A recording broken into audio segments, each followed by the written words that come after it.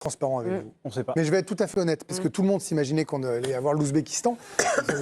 Pour le moment, je vais être transparent à 200%. On sait pas. On va essayer de vous donner l'explication du pourquoi l'Ouzbékistan a été déplacé.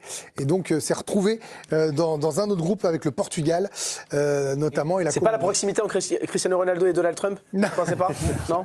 Je n'irai pas jusqu'à là. C'est vrai qu'on a parlé de la densité du groupe, et effectivement, c'est un groupe relevé pour l'équipe de France. Quand même, rappeler la bonne nouvelle de ce tirage au sort, c'est juste l'aspect géographique. L'équipe de France qui aura toute sa poule sur la côte Est, avec les 4 villes, Boston, New York, Philadelphie et Toronto. C'était quand même une des grosses craintes du staff de l'équipe de France, d'avoir ce côté trajet. Je pense que là, c'est une super nouvelle pour l'équipe de France en revanche.